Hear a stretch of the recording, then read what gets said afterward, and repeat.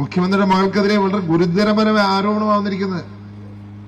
അതൊരു രാഷ്ട്രീയമായി ഞങ്ങൾ പറയുന്നതല്ല. രാഷ്ട്രീയമായി നിങ്ങൾക്കറിയാം എന്തൊക്കെ പറഞ്ഞു. അടുത്ത വർഷം പ്രതിപക്ഷത്തിരിക്കുമ്പോൾ ഒന്നും തെളിയിക്കാൻ പറ്റാത്ത കുറെ കാര്യങ്ങൾ പറഞ്ഞൊന്നും ആരും മറന്നിട്ടില്ല. ഈ രാഷ്ട്രീയമായിട്ട് ഞങ്ങൾ പറയുന്നില്ല.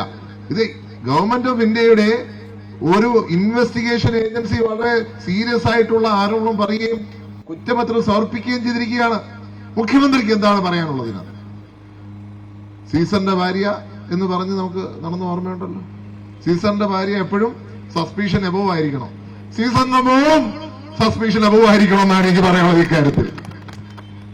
കാരണം ഇടതുപക്ഷം വല്ല ധാർമ്മികത ഉയർത്തിപ്പിടിക്കുന്നവരല്ലേ. ധാർമ്മികത ഉയർത്തിപ്പിടിച്ച് നടക്കുന്നവർ ഇന്ന് ഇത്രയും വലിയ ആരോപണം പറയുമ്പോൾ എന്താ മിണ്ടാട്ടം മുട്ടിയത്? ആ മിണ്ടാട്ടം മുട്ടിയത് തന്നെ കാണിക്കുന്നത് എന്തോ ഒളിച്ചു വെക്കാനുണ്ടെന്നല്ലേ. അല്ലെങ്കിൽ മുഖ്യമന്ത്രിക്ക് പറയാമല്ലോ, മടിയിൽ കനവില്ല എന്ന് പറയാമല്ലോ, തെറ്റ് ചെയ്തിട്ടില്ല എന്ന് പറയാമല്ലോ, മനസാക്ഷിയുടെ കോടതിയിലെങ്കിലും വിടാമല്ലോ. അതൊന്നും ചെയ്യാൻ തയ്യാറാവാത്തതിന്റെ അർത്ഥം എന്തോ തെറ്റ് നടന്നിട്ടുണ്ട് എന്നുള്ളതാണ്. ഇത് കേരളത്തിലെ ജനങ്ങളുടെ സംശയമാണ്, കേരളത്തിലെ ചെറുപ്പക്കാർ സംശയമാണ്. ഈ ചെറുപ്പക്കാർ മുഴുവൻ ഇന്ന് തൊഴിലില്ലാത്ത സാഹചര്യത്തിലേക്ക് വന്നിരിക്കുക. ഈ ചെറുപ്പക്കാർ മുഴുവൻ കേരളത്തിൽ നിന്ന് പോകേണ്ട സാഹചര്യം വന്നിരിക്കുക. അവരെ തൊഴിൽ ഉറപ്പാക്കുവാൻ ഈ ഗവൺമെന്റ് സാധിച്ചിട്ടുണ്ടോ? ഇവിടുത്തെ തൊഴിലാളികളുടെ, ഇവിടുത്തെ കർഷകരുടെ, കർഷക തൊഴിലാളിയുടെ, കച്ചവടക്കാരുടെ എല്ലാം വയറ്റത്തടിക്കുന്ന ഒരു ഭരണം ഇന്ന് കുടുംബത്തെ സംരക്ഷിക്കുന്ന ഒരു ഭരണമായി ചുരുങ്ങിയിരിക്കുന്നു എന്നുള്ളതാണ് നമുക്ക് മനസ്സിലാക്കാൻ സാധിക്കുന്നത്. തീർച്ചയായിട്ടും അതുകൊണ്ട് തന്നെ ഇവിടെ ന്യായം നടപ്പിലാകണം, നീതി നടപ്പിലാകണം. ഇവിടെ തെറ്റ് സംഭവിച്ചിട്ടുണ്ടെങ്കിൽ അത് തുറന്നു പറയാനുള്ള ധൈര്യങ്ങൾ കാണിക്കണം. എന്തുമാത്രം ബഹളം വെച്ചവരാ, മറന്നുപോയോ? സോളാർ കാലത്തെ സമയമൊന്നും ഞങ്ങളാരും മറന്നിട്ടില്ല. ഇവിടെ നടത്തിയ ആരോപണങ്ങളുടെ പെരുമഴ, ഒരു ഇൻവെസ്റ്റിഗേഷൻ പോലും നിങ്ങൾക്കൊന്നും തെളിയിക്കാൻ സാധിച്ചിട്ടില്ല. ഇവിടെ ധൈര്യമുണ്ടോ? ഇവിടെ ധൈര്യമുണ്ടോ? ഞാൻ മുഖ്യമന്ത്രിയെ വെല്ലുവിളിക്കുക. ഇവിടെ തെറ്റ് ചെയ്തിട്ടില്ല എന്ന് പറയുവാൻ, ഞങ്ങളാരും തെറ്റ് ചെയ്തിട്ടില്ല എന്ന് പറയുവാൻ ധൈര്യമുണ്ടോ? അവിടെയാണ് മൗനം വളരെ ക്രിമിനലായി മാറുന്നത്. ഞാൻ പറയും ക്രിമിനൽ കുറ്റമായി മൗനം. കാരണം മുഖ്യമന്ത്രിയാ കേരളത്തിന്റെ, അങ്ങ് ഉത്തരം പറയണം.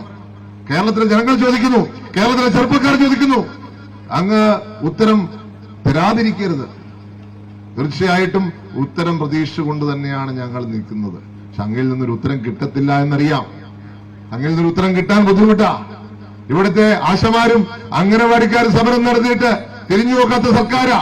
ഇവിടുത്തെ പാചക തൊഴിലാളികൾ സമരത്തിൽ നിന്നിട്ട് തിരിഞ്ഞു നോക്കാത്ത സർക്കാരാ. ഇവിടുത്തെ PSCക്കാർ സമരം ഇരുന്നിട്ട് തിരിഞ്ഞു നോക്കാത്ത സർക്കാരാ. ഈ കാര്യത്തിൽ എങ്ങനെ ഉത്തരം പറയും?